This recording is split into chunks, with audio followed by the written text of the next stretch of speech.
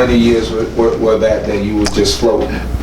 From 68 to 75. Wow. It's a long time to be floating. 1975, yeah.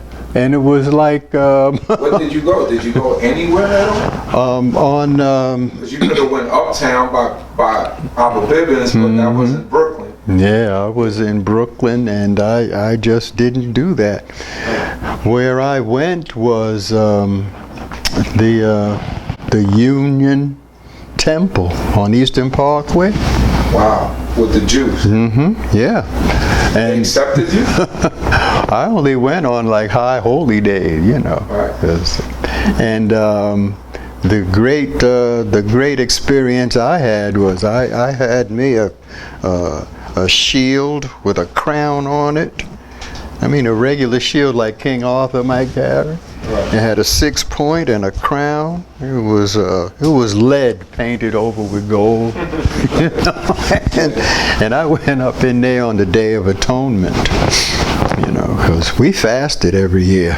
We kept everything that we knew to do. Right. You know, and I went there. Rivka stayed home fasting. She and my son. Our son, and I went there, and when I got inside, there, you know, there was like the caste system. First floor was big money. As soon as they saw me, there's an elevator right there. Got on the elevator. Come on to the rafters. You know, the next floor, still big money. Right. Elevator operator said, "You just stay right there." You know? Took me way upstairs. A little tiny synagogue, me and about 4 little white ladies, a cantor, and 1 or 2 older gentlemen, and me. And they gave me a prayer book. And I stayed there half a day. But what I noticed was they had the nerve to have Yom Kippur snacks, and that just threw me off. You know, they had little crackers and water and everything. You know, well, I guess the people were aged. So I did find Bene Zaken like 1973. Okay. But I didn't stay. I walked up on Buffalo Avenue, was going towards sundown, and I saw some brothers, you know, and I went in and I sat down. It was 1 flight up, and I got in and sat down, and the service ended, and Chief Chaim, or his brother, Chief Benaiah, sang the Wow, it sounded so beautiful. So, as it would happen, about 2 years later, my second born son was turning 10 years old. Okay. Hoshea, he's 51 now. He turned 10 years old, and his mother, Lucille, lived on Sterling Place off of Buffalo. And it was Saturday morning, you know.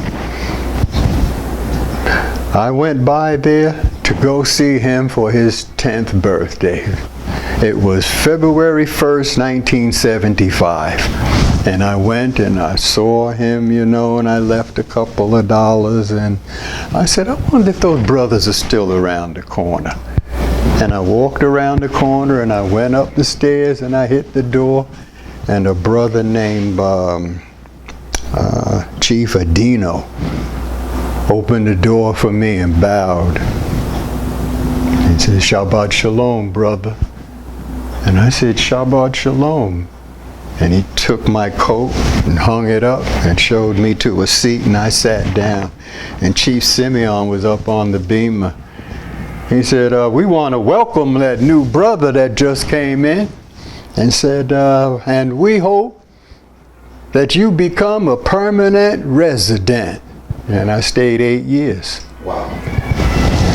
And it was a whole nother thing. It was like God is in the details. Right. You know? And it wasn't time for me in 73, you know. But it was time now. 75. And it was right around break time, and the brethren came and greeted me, you know, each one. And what shocked them was, they said, what's your name? I said, Naphtali. Where you get a name like that? I said, I'm an Israelite. Oh, you Israel. You know who you are. I said, that's right. Come out of Abraham, Isaac, and Jacob. You know. Well, that was, you know, that was good, but it wasn't good. You know, see, that was like, you know, because we getting ready to mold this dude. Right. You know, see, now, at that time, I was 33. I was going to be 33 years old that June. Okay. So I'm 32 years old.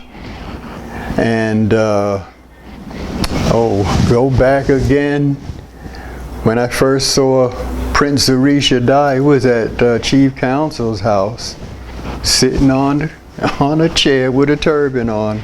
Right. And he gets mad when I tell the story because he was about up to my chest. He was still a young. He was a youngster, yeah, and sitting up there with a turban on. I said, what the hell is that? See, when I get to Ben Zaken, he is, well, right then when I first saw him, he was just ZERIDAH. That's ZERIDAH there. Okay. I think he was in junior high school or high school or something. You know, he was in high school. Because he's going to be 64 next week. Okay. I'll be 74 in June. So him and Simeon and all of them guys were younger than me, you know. But when I got there and I heard the power of their teaching, I was resolved to be just a student, you know, and because they had it like that. Right. And there were a couple people older than I, but Chief Simeon was in charge of the camp. Right. His ability as a speaker and an organizer was matchless. And at the same time, when I got there, I saw Nasi Yaakov promote Amos to chief, Joshua to chief, and Hezekiah to chief. That was another brother. All of them were from Panama, you know. And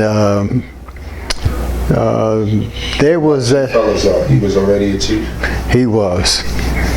And I once said, I remember when you got promoted. He said, no, you don't.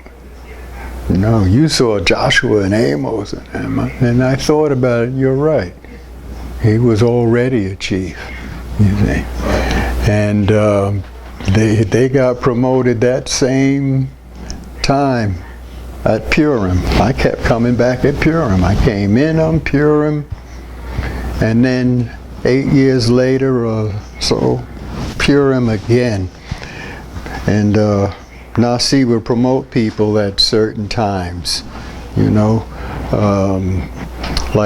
He promoted me at Passover, Right. you know, or the seventh day of unleavened bread. 2 years after that day, you know. What I understood was I wanted to be a part, so I would follow orders. You know, do this and do that. You know, get a broom. I'll get a broom. I scrubbed walls. I did everything like that. But my only comfort was Amos and Eleazar, you know. Wow. Because these guys, you know, especially once they got to hear me speak, you know, when I was still a layman, one time everything was already done and the sun was still up and I was the reader. And Chief Simeon said, well, let's hear from the reader. Come on up here, Brother Naphtali. And I got up there when I finished. You made them see the picture. All that stuff came culminated into one day. Yeah. It was like that. Boom. And Amos, you know, Amos had a whole nother level of understanding.